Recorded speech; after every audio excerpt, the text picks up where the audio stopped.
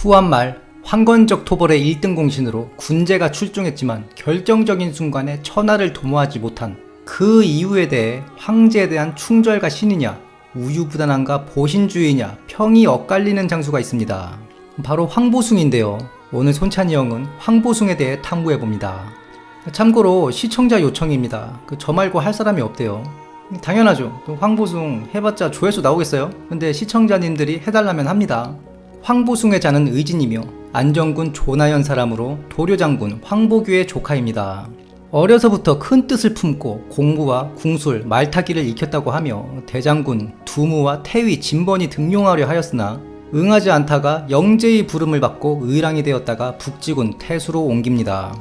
당시 장각이라는 자가 태평도라는 사이비를 일으켜 부적태 업무를 환자에게 마시게 하고 병이 낫게 하는 퍼포먼스를 하여 양민들의 지지를 받아 근 10년간 수십만의 무리를 모으게 되니 이들이 바로 황건적입니다. 창천이사 황천당립, 푸른 하늘이 죽고 누런 하늘이 선다.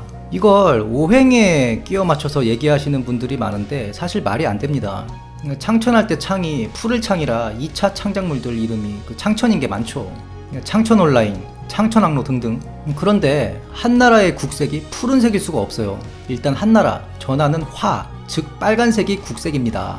만약 후한이 전한을 계승하되 국색을 변경했다고 하면 중간에 왕망의 신나라 있었죠. 보통 이런 역성이면서 짧은 왕조는 무시하니까 전한과 후한이 상극일 수 없으니 상생설을 적용하면 화 다음 토가 와야 되고, 그러면 토의 상극은 목이므로 천건적이 돼야 됩니다.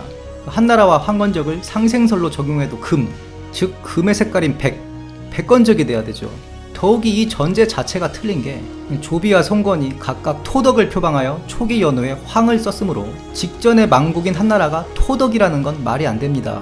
즉 후한도 전한과 같이 화덕을 표방했다 봐야 하고, 그러면 적천이사 황천당립이 돼야 되는데 창천을 썼다는 건 개인적으로 오행이랑 상관이 없다 보고요. 다만 사견인데 당시 한나라 황제들이 파란색 의복을 입은 걸로 보이거든요. 그냥 한나라 황제 복식 색깔 플러스 천자할 때 하늘, 대충 이렇게 끼워 맞춘 게 아닌가 합니다. 푸른색의 하늘, 즉 푸른 옷을 입은 천자, 대충 말 되죠. 황건적의 봉기는 초기에 순탄치 않았습니다. 수만의 무리를 이끌던 마원이가 밀고당해서 처형당하자 장각은 봉기를 앞당기고 장량, 장보 두 동생과 함께 각지에서 거병합니다. 이에 황보숭은 영제에게 황실의 재산을 군용으로 치안해야 한다, 즉 돈 내놔라 한 거죠.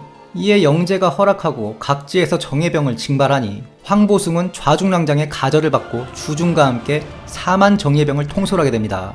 주준이 황건적 장수 파제한테 패하고 황보숭 역시 포위를 당하는데요.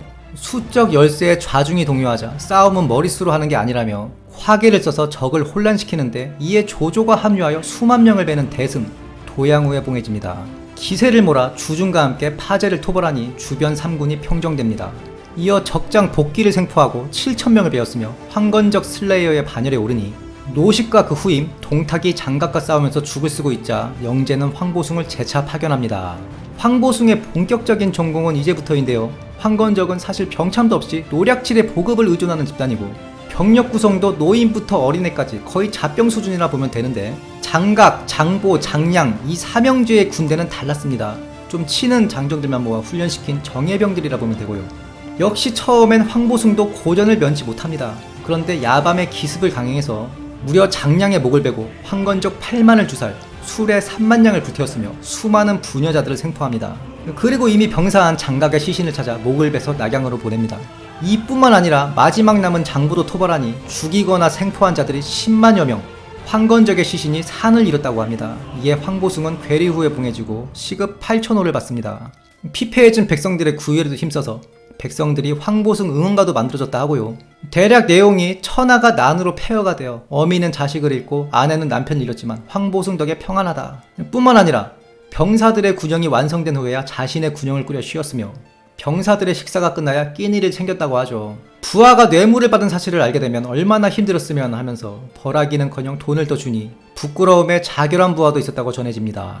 황보숭은 일생일대 기회를 맞이합니다. 염충이 간언하기를 병권을 잡은 지 1년도 안 돼서 귀신 같은 작전으로 큰 공을 세웠으니 어리석은 군주 밑에서 어떻게 목숨을 보존하실 것? 황보숭이 나는 충성스러운 사람인데 왜 두려워해야 되느냐 하자 한신의 예를 보라. 밥 한 끼에 은덕을 못 잊어서 신세 망쳤다. 지금 바로 수도로 진격해서 환관들을 벌하고 썩은 조정을 갈아치운다면 황제에게 선의를 받을 수 있다. 그러자 다시 황보숭이 그건 보통 사람이 할 수 있는 일이 아니다. 인륜에 관한 얘기이니 그만하라 하니 염충은 내빼버립니다. 그리고 역시 황보숭은 뇌물 50만 전을 주지 않다가 모함을 당해서 시급이 2,000호로 삭감되고 좌거기 장군직을 파직당하고 병권을 빼앗겨버립니다. 사실 이때 황보숭이 지닌 병권이면 충분히 가능했던 시나리오입니다. 이품 고위 장군직의 병권의 질도 보면 대부분이 정예병이었고 다만 역성혁명까지 가면 각지의 모반을 피할 수 없겠죠. 조조도 사마이도 생전의 황제가 될 수는 없었습니다. 황제 자리를 후대에 양보했을 뿐이죠. 다만 다른 점은 황보숭을 보면 숙부 황보규도 그렇고 집안 사람들 성격이 뇌물이나 야망 이런 쪽하고는 거리가 멉니다. 염충이 황보숭을 간신배 척결적으로 설득을 했다면 그리고 이에 따라 황보숭이 황제를 옹립했다면 제갈량 같은 포지션으로 황제를 보필해서 한나라는 몇 세기 더 존속했을 수도 있습니다.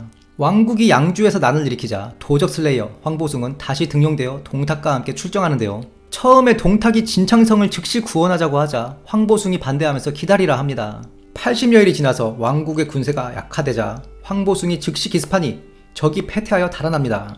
이때 동탁은 병법에서 궁지에 몰린 적은 추격하지 말라 했다 하니 또 황보숭이 반대하여 추격, 적을 대파하고 1만을 베어버립니다. 이때부터 동탁은 황보숭에게 꿍한 마음을 품게 됩니다. 하늘은 또 한 번 황보숭에게 기회를 줍니다. 황제는 동탁의 병권을 황보숭에게 이전시키려 하는데 동탁이 이에 불응하자 황보력이 황보숭에게 동탁과는 양립하기엔 너무 늦었다. 즉시 쳐야 된다. 이에 황보숭이 군사를 마음대로 움직이는 것도 불충이니 상부에 보고를 하자. 이에 황제가 동탁을 문책하고 동탁과 황보숭의 원한은 더 커지게 됩니다. 그리고 하늘은 황보숭에게 마지막 기회를 줍니다. 동탁이 정권을 잡고 황제를 패하자 각지에서 호족들이 반동탑 연합군을 만들어 낙양을 점거하니 동탁은 황제를 데리고 장안으로 도망갑니다. 동시에 눈엣 가시였던 황보숭을 수도로 유인해서 처형하려 하는데요. 장사 양년이 간언하니 지금 동탁은 장안에 있고 천자는 장안으로 행차 중이다. 장군의 정예병 3만으로 천자를 중간에서 빼돌리고 천하에 널리 알리면 동탁은 동서로 협공받아 사로잡힐 것이다. 황보숭은 이것도 아니 된다 하여 그냥 순순히 장안으로 향합니다. 아니나 다를까 장안에 입성하자마자 옥에 갇히고 처형 날짜를 받아놓게 되는데 동탁과 사이가 괜찮았던 황보견수, 황보숭의 아들인데요. 동탁을 찾아가 땅에 머리를 찌으며 사정합니다. 이에 동탁은 황보숭을 풀어주고 어사중승까지 시켜주는데요. 동탁이 망탁조의 일원으로 온갖 악행을 다 했는데 부하들에게는 괜찮은 리더였습니다. 인간적인 면도 있고 부하들을 끔찍히 챙겼다는 기록도 많고요. 무한한 신뢰를 줬죠. 그러다가 통수 맞았지만 동탁이 약간 전두환갑니다. 온갖 악행은 다 해서 대중에게 욕을 들어먹으면서도 자기 이너서클 부하들은 끔찍히 챙긴 거 보면 오공청문회 때 나는 시키는 대로만 했다 하고 살 길을 모색할 만한데 장세동이 입에 오바로 그치고 전두환의 불리한 증언 하나 안 하는 거 보세요. 그리고 채용이 누구입니까? 당대 학식가 시, 그리고 명필로 치자면 해서체의 원조 그 종료도 한 수 접는 인물입니다. 글씨만 썼다 하면 모각하려고 술에 1000대가 오고 갔다는 그 채용. 참고로 재미있는 일화가 하나 전해져 내려오는데요. 종료가 위탄이 채용의 필론을 보유하고 있는 것을 보고는 빌려달라 했지만 거절당하죠. 종료가 상심해서 가슴을 하도 쳐서 피를 토했다 하죠. 위탄이 죽자 위탄이 죽을 때 필론을 같이 묻어달라는 유언을 남겼다는 말을 듣고 종료가 위탄의 무덤을 좋게 말하면 발굴이고 나쁘게 말하면 도굴해버립니다. 필론을 탐독하여 채용의 글씨체를 마스터하게 된 종료가 기쁨의 탄성을 질렀다. 그런데 이 일화는 허구일 가능성이 높습니다. 위탄이 종료보다 20년 더 살아요. 암튼 그 채용이 동탁이 죽고 통곡하다가 왕윤한테 목이 달아나죠. 동탁이 황보숭을 꼽을 주려고 좌중을 모두 절하게 시키고는 황보숭은 절했나 안 했나 하면서 떠보는데 황보숭이 화답하며 아따 출세했네 얘 이렇게 될지 몰라시다 하니 둘의 원한은 풀렸다 합니다. 그리고 얼마 후 여포가 동탁을 뵈니 황보숭은 천자의 명을 받고 동탁의 일가족을 몰살합니다. 그리고 얼마 후 황보숭은 병사합니다. 후한서를 쓴 범협은 전공이 전무한 공룡은 조조에 반대한 충신이다 추켜 세우면서도 황건적 토벌의 1등 공신 황보숭은 알량한 신의를 따르다가 대업을 포기하여 웃음거리가 되었다. 허나 처세 하나만은 일품이었다 라고 까고 있습니다. 국가의 병권을 장악하고 황제를 옹립할 수 있는 3번의 기회가 있었지만 이를 모두 뿌리친 황보숭. 내란을 일으키는 것을 마다하여 황제에 대한 충절을 지킨 충의지사?